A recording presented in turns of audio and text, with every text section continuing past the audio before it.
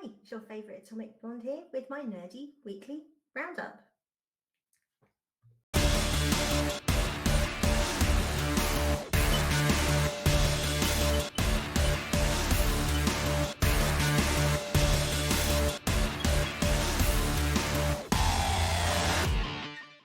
Hi everyone, welcome to another weekly roundup. And this week, as always, I'll be covering the Peripheral and then going on to episodes 3 and 4 of 1899. Wow, that show is mind-bending. Anyway, so hope you've all had a great week. It's been a bit cold and a bit wet and grey here in the UK. So we need a bit of bright TV to give us something to look forward to. So anyway, Peripheral, penultimate episode. This episode really picked up and it shaped up to be a good episode, really building towards the season finale. So let's get into it. So we kick off with Flynn and Burton, the Fishers' home, and their mother is at the kitchen sink and she's washing up and doing bits and bobs. And then she goes a bit sort of woozy, and there's kind of effect that you can sort of see her visions kind of going in and out. And then basically she's lost her vision again. So obviously she was given drugs from the future, which were treating her cancer, her brain cancer, and her vision returned. So Miss Fisher goes get some help from one of the guys guarding the house, which was obviously part of Burton's old platoon, Reese, and she calls out to him and asks for him to get her to the doctor as soon as possible, and not to worry Burton and Flynn at this point, and can he just get her to the doctors. He gets her into the car and they drive off, and as they're sort of driving down the road going to the medical centre, we see the hitman Rob, who escaped from Corbell's place last week, basically just staking them out, and he then starts to follow them as he sort of hatches that if he can get the mother, he can then potentially get at Flynn and Burton. We cut to the future where the inspector's still at Lev's house and the three of them had just arrived in the Peripherals, and a sort of conversation happens, and they basically kind of level with the inspector as to what's been going on, and basically they're just constantly just fighting for their lives in the past. And she's like, is this really how you kind of live your life? You just sort of, living from like sort of day to day? And they're like, well, yeah, pretty much. So she says that let's continue this discussion in the fresh air, let's go outside, and the three of them follow the inspector. We cut back to the town, and Tommy's gone to the police station and goes to see one of the clerks, and he's just following up to make sure the evidence got submitted after the crash, and obviously he's supposed to be on medical leave, and the woman at the desk is just very kind of dismissive and quite rude to him, actually, just basically sort of saying, oh right, so this is the evidence that you think you've seen that came from the invisible cars. I mean, granted, the story sounds a bit, but like she's just basically treating him like, you've hit your head too hard, just go home, go away, don't make me call the sheriff, kind of thing. And he's like, look, can you just look it up and I'll go. And she does, and because he's basically looking for the gun from the future. And she says, no evidence was checked in after the accident. The only thing that was checked in was your car. So so he knows that something's not right. He knows that the sheriff's been covering things up for Corbell. So he then goes off to basically check his car and the wreckage. Back in the future, the three of them are with the inspector and her Met Police sidekick, Bernice. Again, the one that was Ronnie from Sarah Jane Adventures, for those keeping up. And there's just they're in a place train facility called the zoo, as they can let the animals go wild, as they call it, for police training. And they ask, how many floors do you think they can do? Bernice says 8, and she's like, okay, you think they can do that many? And then, they kind of do the wave of the hand thing. and basically a tower just starts being built in front of them. And obviously this is the first time that Connor and Burton have really spent any time there, so they're like quite like this is so cool, this is all this is going on. And they go with Bernice into the tower, and Flynn stays with the inspector, and the inspector says, oh, I've got a different test for you. They walk into the tower. Bernice explains what's going to happen, that they've got to get up each floor, and there'll be, obstacles in the way. They ask, like, are there any weapons, and only what you obtain as you go. And then it starts with the first assailant kind of is built and materializes, and they start fighting, and then others appear. And basically the three of them are able to take out the initial assailants, and there's like 6 of them. And she explains, well, there's 6 here, there'll be 12 on the next level, 18, da, da, da. So by the time they get to the top, they're like, obviously there'll be like 48 of them to take out. And she's like, well, the top level is a surprise. And they go, well, what kind of surprise? And she's like, well, if I explain the surprise, it wouldn't be a surprise. So anyway, that they start working their way through the tower, and there's like some really good fighting scenes. And then we cut back to Tommy. He's going through the wreckage of the car, his car, and he basically finds in the glove compartment Rob's gun and the gun from the future, which he takes. And it's just basically just completely sort of reaffirms what he thinks going on. He then gets a call from the sheriff saying, can he come over to call bells? He's well, I was on medical leave, and he's, well, you were, but you need to get over here now. And he basically, like, very suspicious, but heads over to the house. We then cut to the hospital. Reese takes their mother in to see the doctor, and sort of helps her, sits down. See Bob is in his car, and he's got a massive knife, and he basically just cuts open his arm. And then he comes stumbling into the hospital, profusely bleeding. And that's how he manages to kind of get in. And he is like, help, I mean, help, I'm bleeding. So like Reese goes to sort of help him. And then he attacks Reese and starts stabbing him. And they have a real set to. And Reese just manages to sort of keep going. God knows how, because he gets stabbed just like multiple times. So I think for the haptics and just adrenaline keeps going. But unfortunately, Rob overpowers Reese and does eventually kill him. So there's all this noise going on. And obviously the doctor, Dee Dee, who's Tommy's fiance, and the mom can hear all of this. But then, rather than try and sort of, maybe there's no other way out, but rather than try and escape in, they just kind of walk out into where all the commotion is, which I thought was a bit daft. But anyway, I guess, the woman's blind, so what can they do? I don't know. We then go back to the future, and the inspector is sort of explaining around that they have aunties, and they're like, well, what's aunties?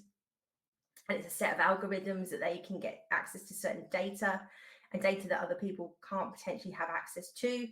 And it's a way that they can kind of analyze the timelines and sort of what's been going on in the stub, and then what's going on in the actual reality before reality branched off.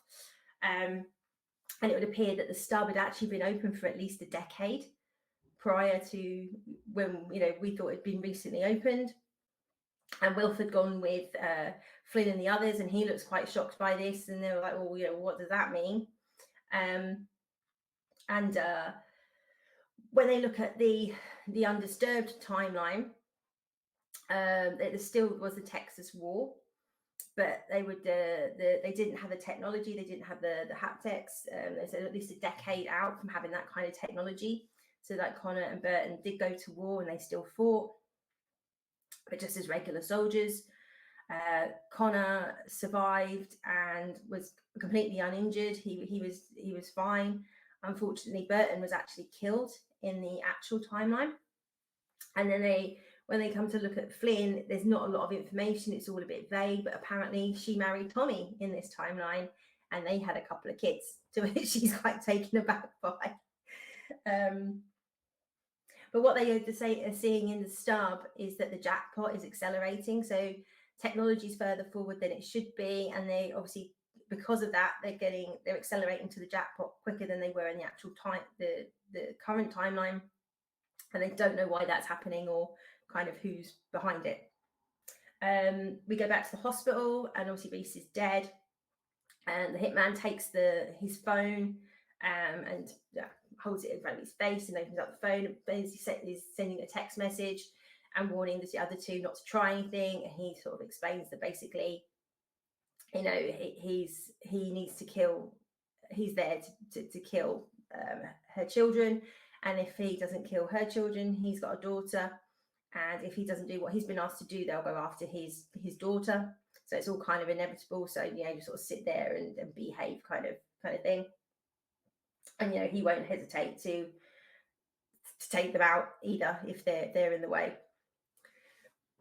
Then we cut back to Flynn and Burton and Connor, and they basically got through each of the levels. They then come out on the roof where they're expecting obviously all these assailants, and then Beatrice then explains that that the final round is that the simulation doesn't end until there's just one of them standing. And Connor is absolutely loving this. Obviously, he's got a full body, he's able-bodied, and he's just absolutely just like, you know, tripping out on adrenaline. And the three of them will start to fight. And I had asked her, like, is she human? What is she? And all she responds to is, I'm special. She doesn't actually say whether she's human or not. And they start to fight.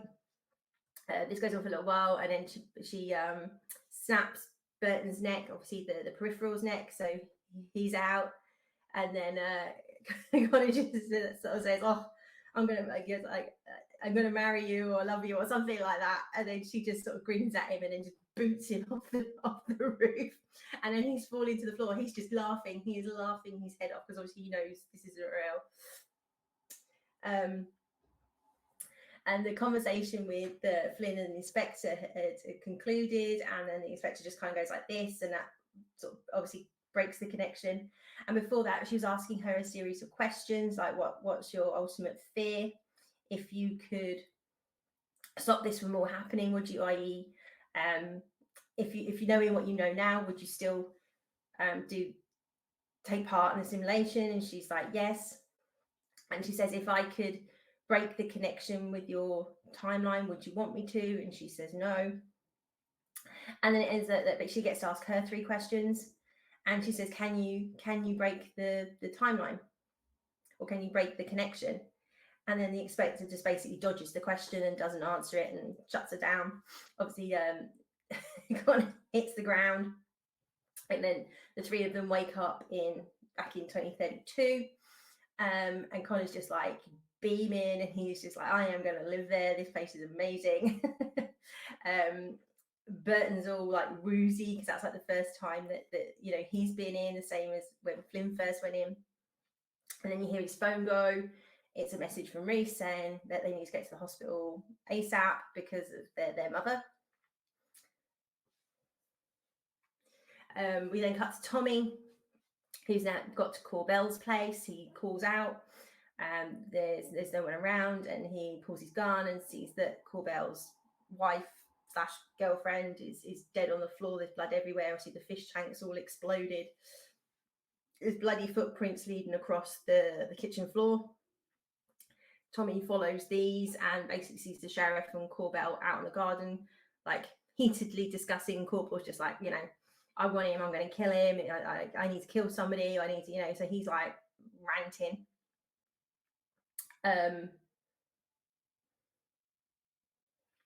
He then stops talking, and the sheriff goes over to Tommy and basically tells him that he needs to, that basically this is all his fault. He let the prisoner escaped on his watch. He then doubled back, got to the Corbell's house, and he's killed them, obviously leaving out the whole bit that they kidnapped him and the sheriff took him in the first place. And then he instructs him that he needs to go pick up Burton and Flynn. And he's like, well, what do they got to do with this? And he makes up a load of crap saying that they've started dabbling in drugs and they've pissed off the wrong people, and now there's a hitman after them, and you need to basically go pick them up, and we need to ask them questions, and blah blah blah. And Tommy's just sort of looking at him, and he's like, you got a problem with that? And he's like, yeah, it just sounds like BS, It's like, it just sounds like you're making it up. And there's this then rather heated discussion between the two of them. So, and Chad just said, yeah, well, maybe I am making it up, but my story sounds more believable than yours with invisible cars and all this kind of nonsense. And he says, you've just been walking around with your eyes closed anyway. Like, don't pretend that you don't know who we work for. You know damn well that I work for Corbell. You work for me, so therefore you work for Corbell. And basically we can spin a story that all this is your fault. He got away, then, you came here and then you killed him and he killed you. And basically Corbell and I will come out of this looking fine and you'll end up in prison or worse, So basically just suck it up and do as you're told. Tommy's like obviously really upset and angry at all of this, but he walks off and gets in the car. And he's just like banging the thing, going like, how can I live with myself? How can I live myself? I can't arrest these are my friends. And he looks across the sea, and obviously where he picked up the gun, and the gun from the future is on the passenger side, and he kind of like, sort of a bit of a light bulb goes off in his head.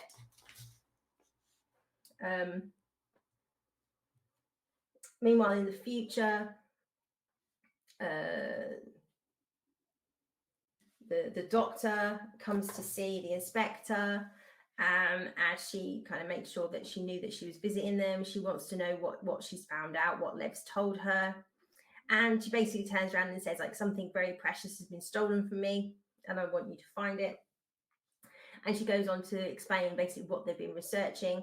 And as we know from previously, the testing in the stub, there's looking at an implant that will go in that basically they can control human behavior. Obviously have a very passive society if they want one. And that's what Alita found out. And the inspector's obviously like, well, clearly you can see why you don't want this to get out. And she's trying to spin it to say, yeah, but if the Neoprimes get hold of this, it can be used as a weapon, because you can ramp up aggression as well as make people passive. And it's in nobody's interests if this information gets out. And when she arrives, she basically knows straight away Patrice is a peripheral or some sort of android. And sort of congratulates her, and the inspector says, oh, I've got special license or special approval to have this, because you're not supposed to have them where they're clearly shown as humanoid, because all the peripherals kind of have that weird kind of face mask. And she basically says that, or basically says, I know that that's basically a replica of your daughter. To which the peripheral kind of looks at her as like, what? And the inspector basically tells her to shut down and scrub the last few minutes of conversation. And she was like, oh, well, why wouldn't you? Because look, it'll just confuse things if she knows the truth. So that's obviously something that she's keeping secret. So the doctor kind of warns her and says, you better play ball with us. And we want you to take out Lev and all his cronies and get rid of the Fisher family. Anybody that knows about this device, you need to care of it. And she just, I'll let you mull over that, and I'm sure you'll draw the right conclusions. And she leaves.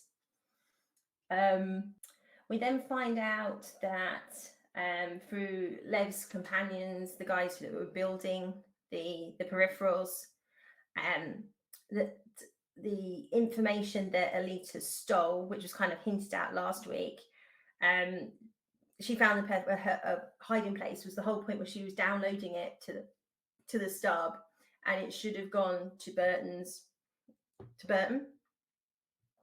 And because he's got the haptics, they could basically store the data in the haptics, and then she could retrieve it whenever she wanted to.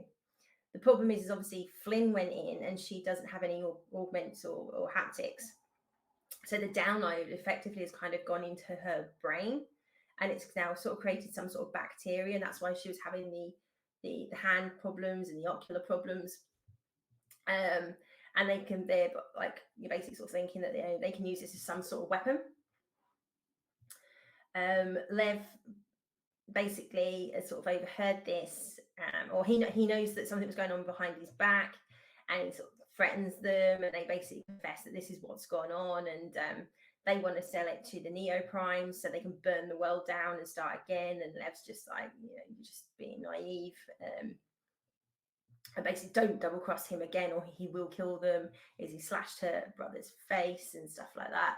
So he's very interested now. He knows what this data, this bacteria is, and obviously this is in Flynn's head in 2032.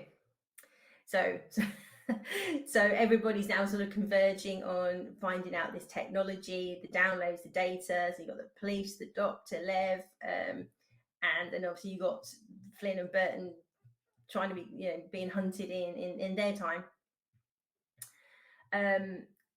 Flynn and Burton kind of realised from the text message that something's happened, because it's not the way Reese would speak, the way he refers to their mother. And they get there and they get hold of Connor, and Connor meets them there, and they've got Leon, their cousin, with them, and they pull up outside, and then basically obviously the heptics allowed them all to merge and sort of see what the others are seeing and those kind of things. So even though Reese is dead, they can still kind of connect to his haptics, and basically they connect and they go, basically there's no life signs there, so something's going down in there.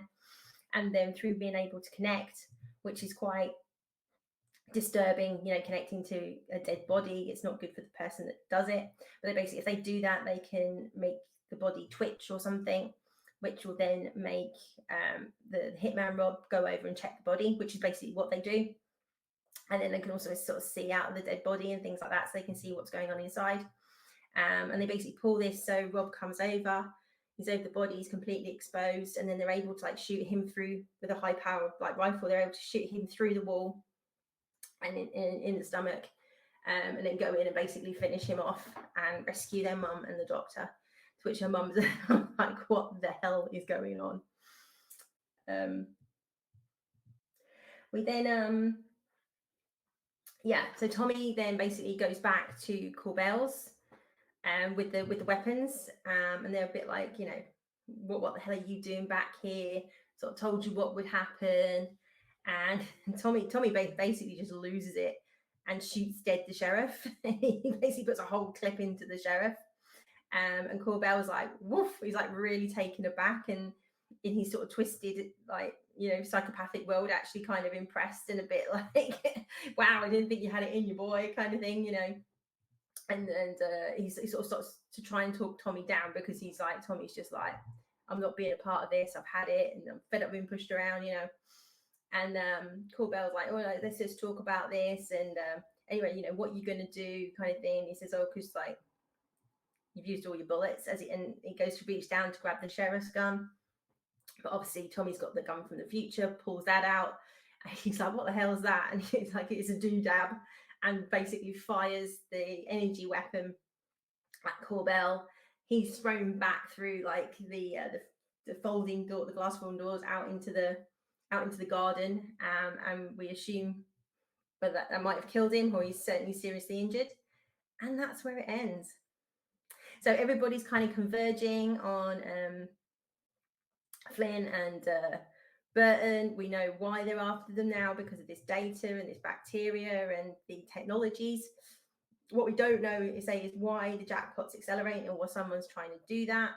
So like I say, heading into a pretty good setup for the final episode. So that's as always on Prime on Friday. So the last one will be next Friday, and you can get the finale review here next weekend.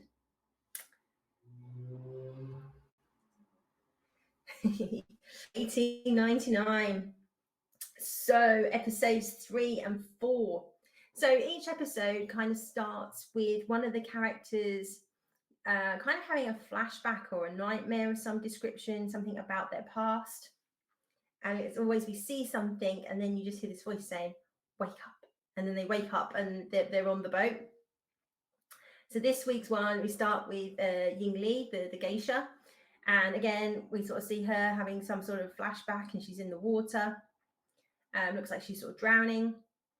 And we get the wake up, and she's in the cabin, and she looks around and she gets ready, and she goes down to the dining room where she joins her mother and one of the other passengers. who basically sort of transpires is a madam. And she was arranging for the Ying Li, that the geisha, to come over to Europe and basically work for her. And she orders Ying Li to come and see her after breakfast because they need to discuss things.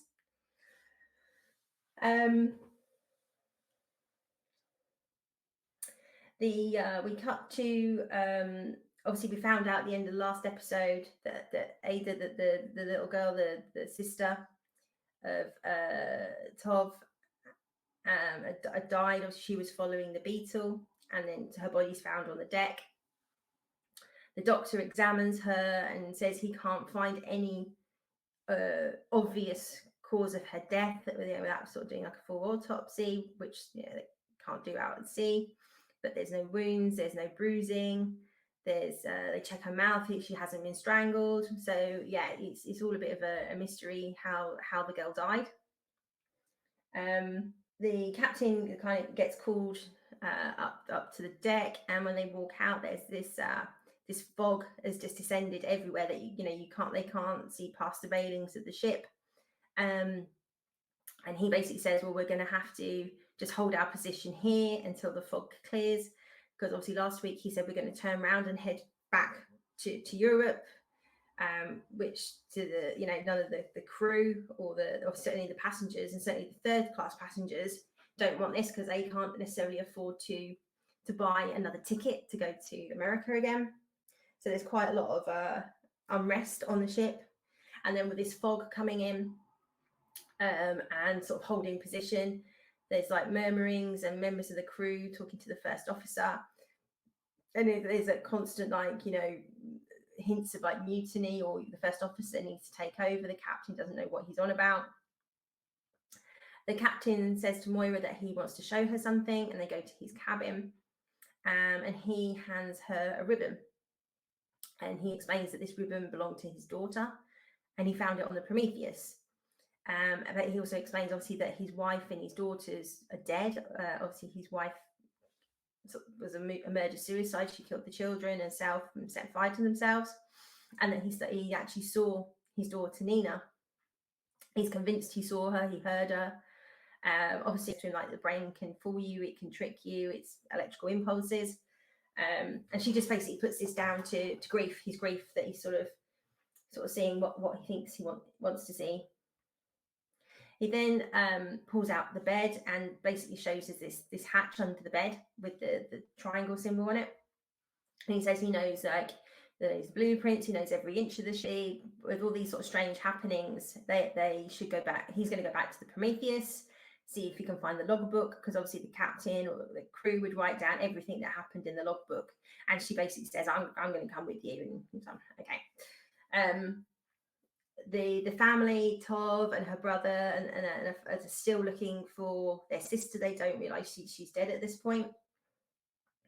Ying Li goes to the cabin where of the madam, who basically tells her to get undressed, and she strips off, and then she tells her to lay down on the bed, and she says, I need to check that you're clean down there, basically that she hasn't got any diseases. She examines her and realizes that this girl's still a virgin, and she's like, you're supposed to be one of my top girls, so I'm a bit surprised to find you're still a virgin. Like how these two things don't add up. And then she obviously concludes that you're not the person that you're pretending to be. And I think if you'd known what the job was, you wouldn't have pretended to be her. But basically she just sort of says well, you've made your bed, you can lay in it now. So you're pretending to be her, you'll be her, and you will work for me.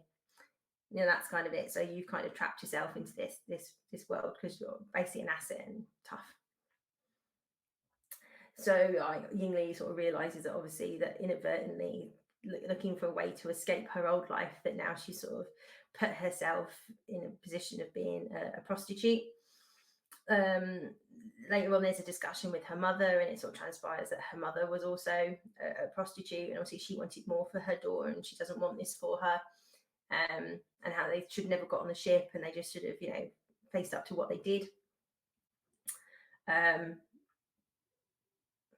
But yeah, that's the mess they're in now. So obviously the captain and Moira go over to the Prometheus and start exploring and searching it to try and find some answers. On the ship, we see the first officer basically removes a panel from a wall, and there's like 2 switches and lights, and he's sort of like a triangle up, triangle down, and he's sort of like tapping this out like you would like Morse code or something. And then it gets like a sort of a ticket back, like same as you would like with Morse code, with the triangles up and down with seemingly a reply. So this obviously doesn't fit with the ship or him being a first officer. Like what's this technology and who's he contacting? We cut very quickly back to Moira's cabin and the boy's there. He picks up the metal pyramid and basically hides under the bed, climbs under the bed, and we later find out there's a shaft under Moira's bed as well. So he's hiding. He knows that stuff's going down. After Yingli has this sort of argument with her mother, she runs up on the deck, and then she sort of proceeds to have we see this sort of flashback, or she's actually there. It's not even like she's remembering it. She's actually like there, and we see that she was on this boat, this little sort of tea boat, and she's crying, and her mother's there, and she's like, how much did you give her? And she's just explaining, I just wanted her to go to sleep, and then I could take her place. And obviously, whatever drug she gave this girl, she's given her way too much, and she's inadvertently killed her. She's poisoned her. And you see her mum basically help her cover it up. They throw the tea overboard, and there's a big crate, and they've put the body in this crate. But Yingli from the boat is in this crate, sort of watching herself and her mother doing this. And then we see like they're basically picking up the crate to throw it overboard to hide the body. And they pick it up and they chuck it over the side. But Yingli's still in this box, and obviously she's sort of sinking and drowning and freaking out. And then you see the lid open, and we're back on the boat. There's one of the crew members who works in the engine room, Oleg, and he sort of so she's in kind of like a box on the boat on the deck, and he helps her out, and she's very distressed. And he introduces himself, and he gives her his coat, and tries to explain, because obviously they're all talking different languages. So he's like Polish, she speaks Japanese, but he sort of like is very gentle with her and says, let me help you hide, because you hear her mother calling for her. The one of the crew members, who's basically the main sort of troublemaker, who keeps suggesting all this sort of mutiny, has to go down and tell Tov and the rest of the family that they've found the little girl, and unfortunately she's dead.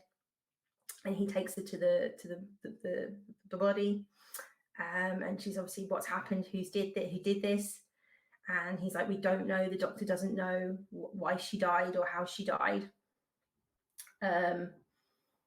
But it's just sort of an opportunity to stir up more trouble. On the Prometheus, are down in the engine room, and the captain explains there's like a panel with all these kind of electronics in it that, again, don't fit with the time or the technology. And he explains that this panel was supposed to be there to help like regulate the engines and doing such, but it never worked. It never did anything. And then she sort of says, oh, well, what's down there? And he just like, it's the boilers and such, and like how hot can they get? And he explains, and they basically then start to search the boilers to see if like anything's been burned, like they're trying to get rid of the bodies or something like that.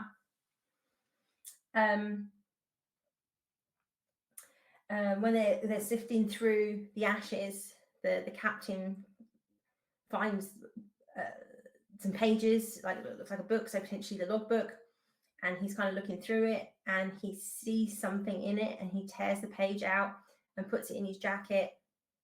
And Moira's like, oh, have you found anything? And he's like, no, there's nothing there. Come on, let's get back. So he saw something that shocked him, but he's kept it from Moira.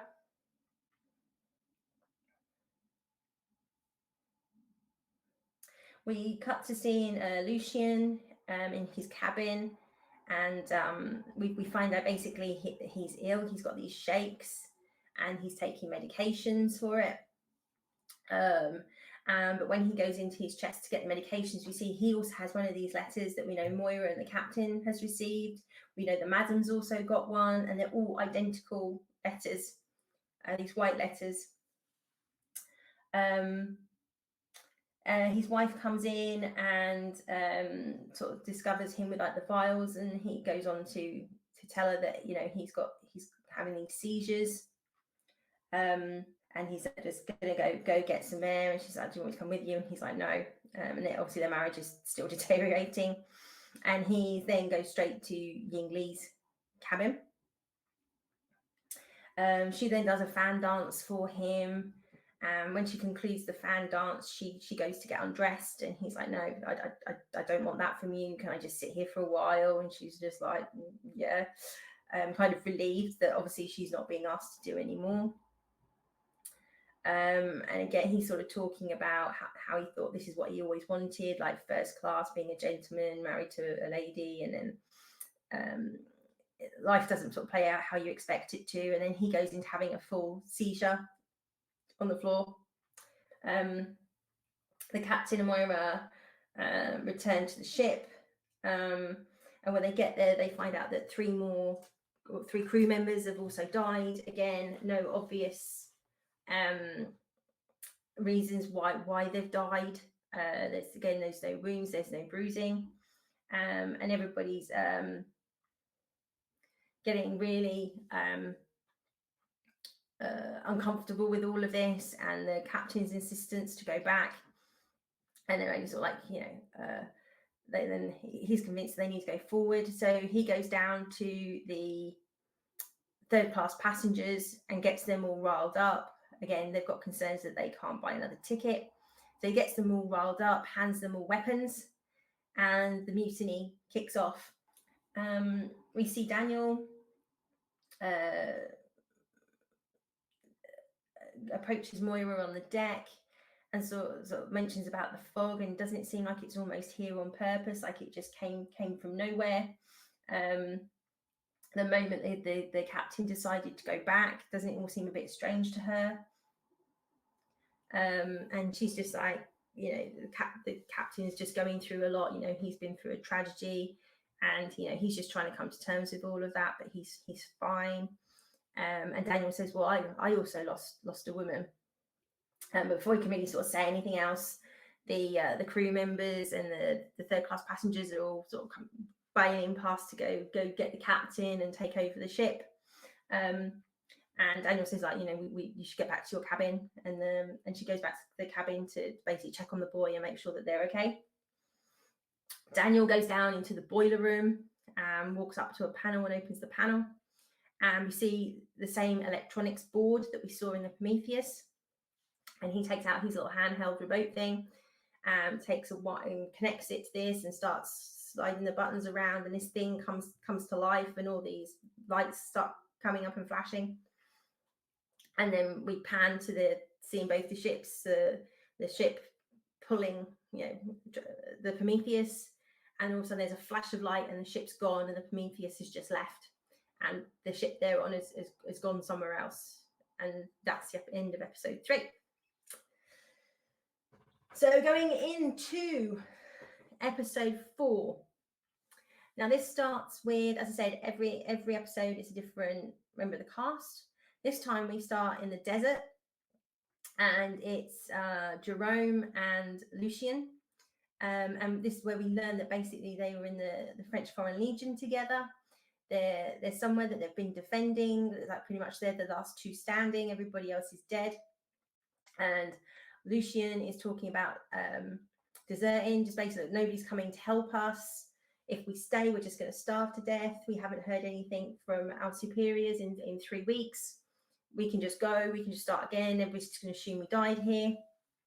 And there's a body of a lieutenant, and he sort of basically starts sort of taking his jacket off, and he says, well, I can have this, and I can kind of pretend that we can have a new life. And they're arguing about this, and they sort of go to have a fight. And again, we get the wake up, and then Jerome wakes up, and he's in a room with the captain and the priest and the others who didn't want to follow the mutiny, and they're all locked in this room together. A few minutes later, some of the crew come in, and they grab Jerome and Oleg and take them up on the deck. And there's just a pile of bodies that obviously have got killed during the mutiny, or whether they're killed due to whatever this mysterious thing is that was causing the deaths, we're not sure. But basically, they're just charged with throwing these bodies overboard, which they start doing. And all the other members of on the ship, everybody's passengers, are all being locked in their rooms. The crew then discover, when they're sort of checking the charts and where they are, after obviously we know the ship's disappeared and rematerialized somewhere, and they realize that they're back where they were before they changed course to get the Prometheus 3 days ago.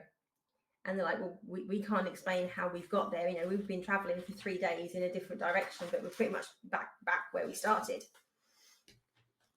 which obviously wigs them all out even more. The first officer goes down to third class passengers and basically the parents of the little girl, and explains to them that they had a message to say that they should sink the ship, which they kept secret, and obviously the captain didn't disclose this. Obviously they're incredibly religious, and the mother believes that she hears God, where, you know, the daughter is a bit more skeptical of this and just thinks she's a bit mad. But they're basically starting to, the first officer and the crew are basically starting to plant this seed that this is all happening because of the boy, and that the boy's evil somehow, because they need a way to kind of control and focus what these passengers are doing. We see Lucian's gone back to his cabin, and his wife's there, and he basically then tells his wife about these seizures and the side effects of the drugs, and he hasn't got much time left, and he's dying effectively. And she's quite a little bit taken aback by it, but she's like, well, why didn't you say anything? And he was just basically, and they says, you don't give a fuck whether I'm alive or not. So, you know, their marriage is in a really, really bad place.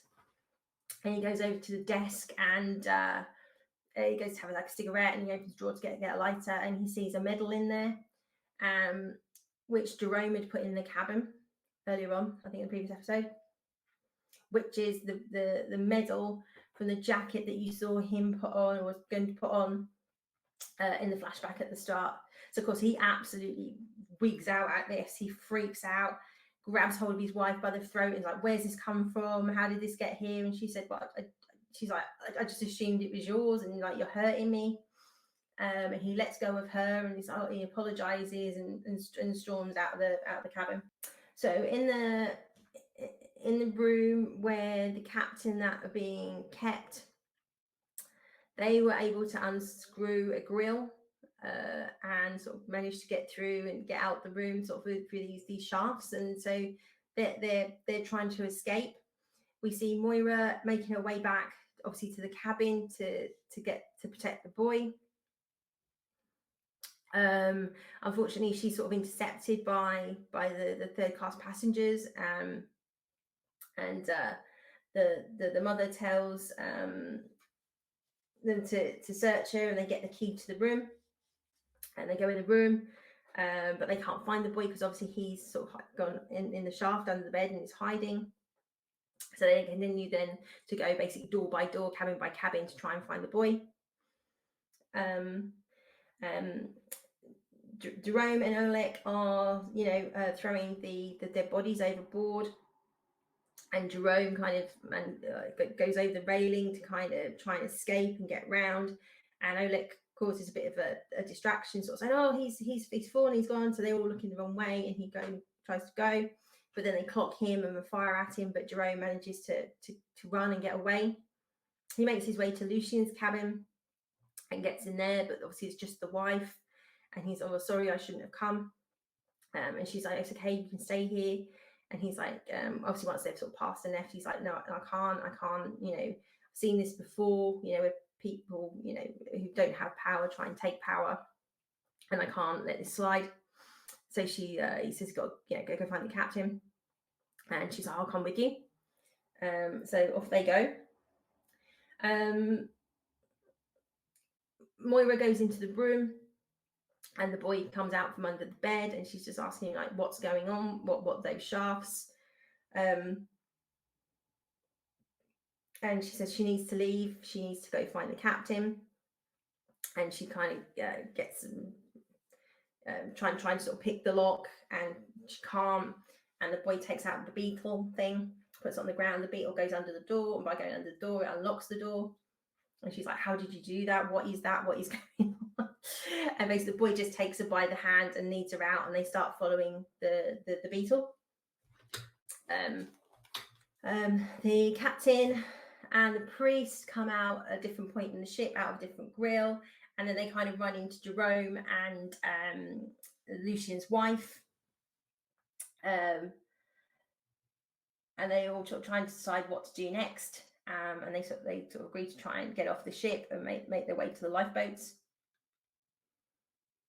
That's where the boy and Moira catch up with them as like the lifeboat drops, and they're all sort of arguing what's happening. The captain speaks to and Cresta sees them making their way, and basically it goes and dobs them in. But while they're there, the captain says to Moira, "What do you know about Prometheus? And don't lie to me this time." And she's looking at him like, I really don't know what it is you're talking about. The mutineers will burst in and find them because Cresta dobbed them in, and they basically we want the boy, because the crew and the first officer have convinced them, like I say, that the deaths of the boy's fault, that he's a cursed child somehow, and he's brought something back from the Prometheus. They're trying to protect him, and Jerome goes to grab the boy, and Jerome goes to sort of prevent it, and one of them shoots Jerome, and he goes down. And then we then have another flashback where he's back in the desert with Lucian, and they're obviously having this conversation. You find that Jerome is being locked in a jail, and Lucian's just going to leave him there, and he's going to say take this lieutenant's identity and start a new life. And he pulls a gun on him, and it's a bit of a fight. And then Jerome wakes back up on the boat, and it's actually just been sort of shot in the arm. And he gets up and goes to find the others.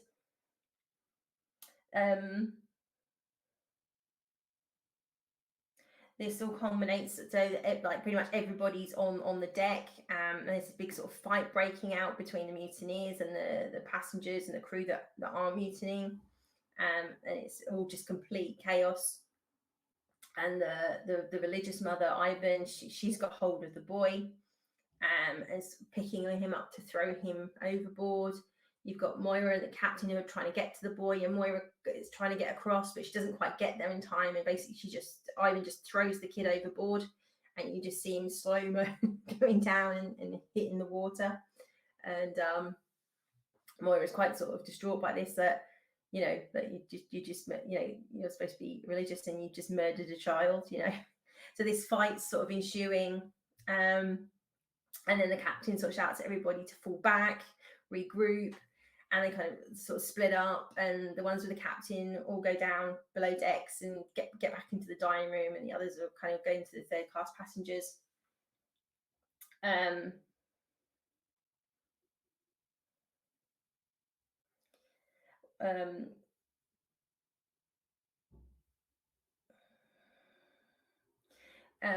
While this fighting is happening, Lucian appears on board and sort of grabs his wife, who's obviously with Jerome, and he's like, how did you get away? How did you get here? How did you find me?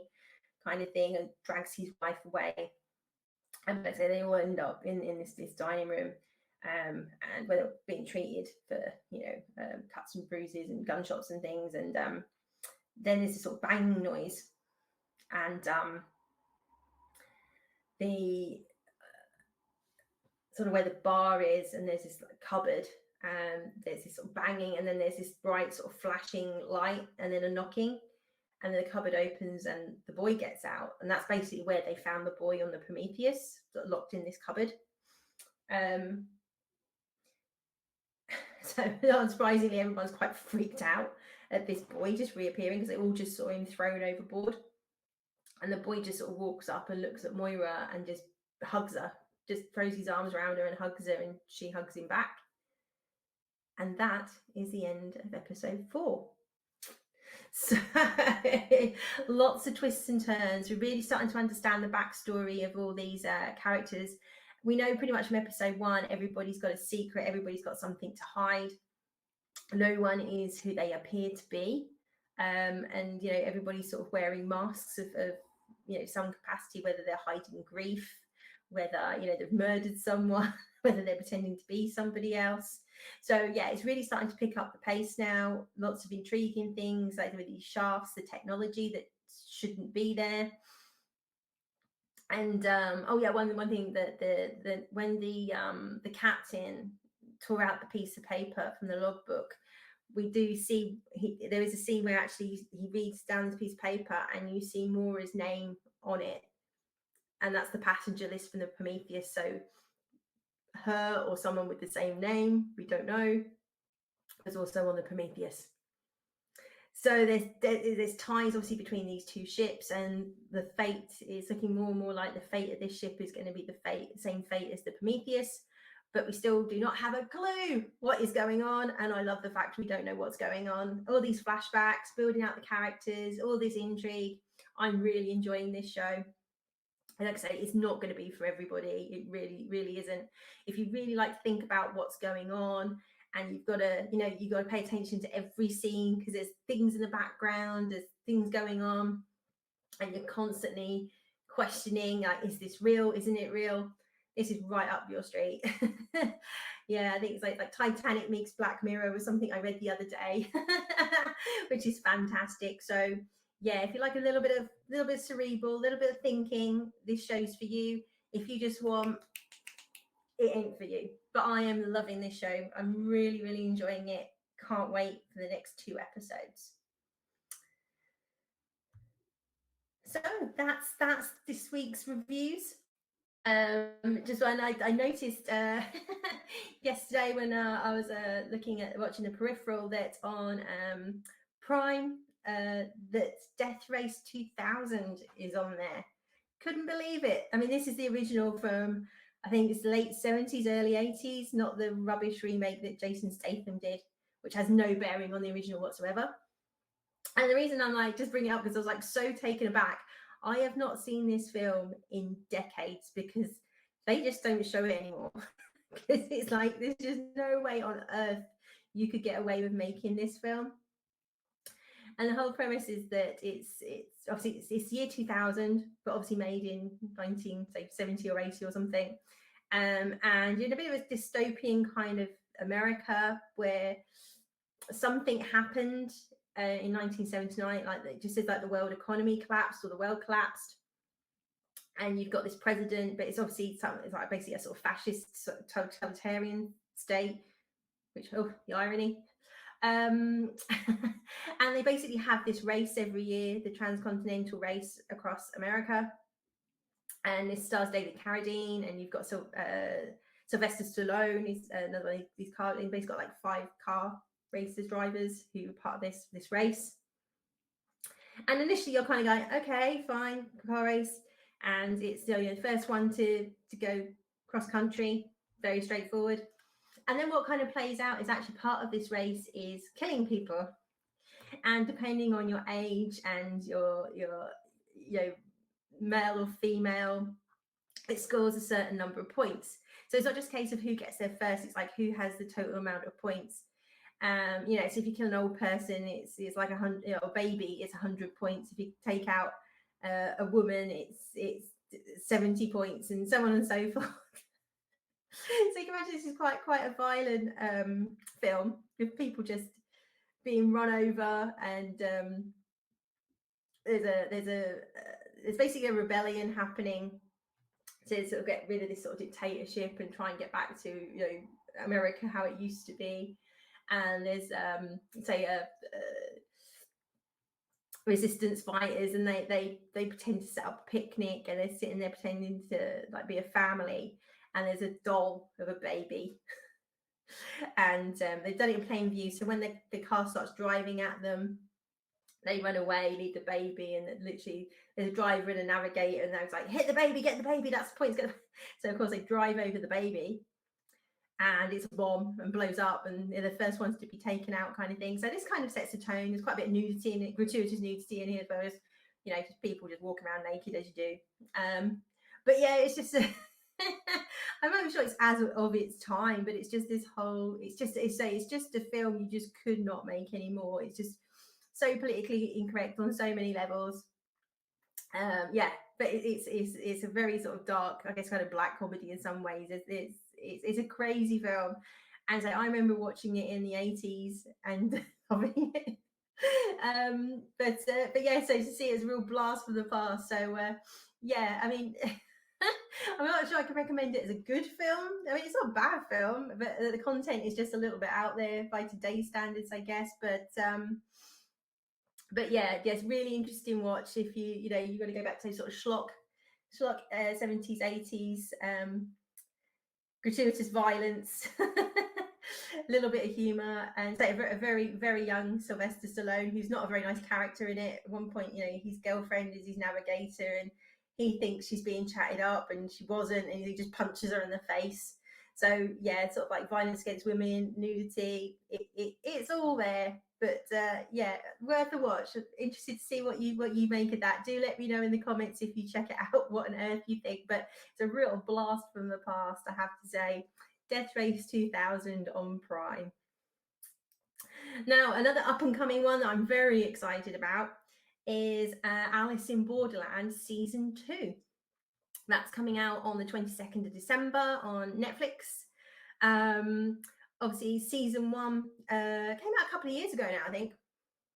And I guess because like sort of COVID and various things, there's been a bit of a delay between the seasons. This is from Japan. Actually came out before Squid Game, or I watched this before Squid Game. And you've got a group of like 3 Japanese lads. One's from quite a wealthy family, but it's just you know, he's always interested in playing his video games, and his father kind of despairs, and like, you know, you've got to get a proper job, and you can't be a kid like your whole life. And he's, you know, rallying and fighting against his parents. His friends have kind of got jobs and mundane lives and this, that. So they basically, as ever, always just sort of slacking off and bunking off, and they meet up in Tokyo, in the sort of famous scene Tokyo where you got the big sort of zebra crossing that you see in every film, like in Resident Evil. It's kind of set there, and they go into like a store. They're sort of hiding some toilets, sort of like, 'cause they're trying to get on the bunk, like they're not paying for tickets or something like that. And there's like the lights sort of flash on, off and on, and then there's like nothing. It's like super quiet. And when they come out, it's empty. Like the whole of Tokyo is just empty, and it's just them. And then they gradually sort of do find people, and basically you find out they're in this massive game, and they realize very quickly that the consequences of losing this game is being killed. So you got all these episodes of them sort of progressing through this game, and who's behind the game, and why are they there, and how are they there, like how is Tokyo empty. And again, you learn lots of information and backstory about the various characters. It's a great watch. I absolutely loved it. Like I say, if you love Squid Game, you will really enjoy this show. So yeah, season 2. Season 1 ended on a bit of a cliffhanger that we knew the characters that survived. They're basically sort of like you're ready for the next round of the game. And So we knew there was like there was going to be a season 2. Well, thankfully there was commissioned a season 2. So yeah, I'm really looking forward to that. If it's anything like the first season, it should be great. So the backstory is fantastic. The character builds, the character arcs, and again, like a lot of these Asian shows, anyone can die. So you start off with main characters, and at any point they can be taken out. So you see that a lot in a lot of the Korean shows that nobody's off limits. There's like someone you think is going to make it to the end, doesn't necessarily. So there's a lot more jeopardy watching these shows than you tend to get in the UK shows. The only one that did it quite well at the beginning was obviously The Walking Dead. But even that towards the end, Michonne was going to get killed. Like Rick wasn't going to get killed because he had his spin-offs. And even the season finale, the fact that they'd already announced what the spin-offs were going to be, you knew who was going to survive. You're like, where's the jeopardy in that? So you knew Negan was going to make it. You knew Maggie was going to make it. You knew Daryl was going to make it. So because they've all got spin-off shows. Anywho, I digress. but yeah, so 22nd December, season 2. So that should give you enough time to go catch up on season 1. I think from memory it was like 8 episodes, maybe 10, but I think it was 8. So plenty of time to go catch up on that. If you like your Asian TV and say you like Squid Game and a lot of the Korean shows, you will absolutely love Alice in Borderland. So that's it for this week. So next week we'll have the finale of The Peripheral and another 2 episodes of 1899. Or actually I might try and do the last 4 because then we're going into December and predominantly going to be covering like Christmassy type stuff. So I'll try and wrap up 1899 and The Peripheral next week. And then from there we'll just have some fun seasonal stuff, talk about any Christmas specials that may be coming up. Not that we get many of them these years because there's just no sitcoms anymore, nothing to do, or comedians, there's just nothing to do specials on. And maybe that's a discussion. But anyway, let's sort of start getting into Christmassy mode from next week because it will be December. So anyway, have a fantastic week. I hope you enjoyed the reviews. As always, thank you for watching all this way through. Like, share, subscribe. Do leave me some comments. We'd love to know what you think about Alice in Borderland, Death Race 2000, and if you're enjoying 1899 as much as I am. So not necessarily same time, but same next week, sort of. Have a good one. Bye-bye.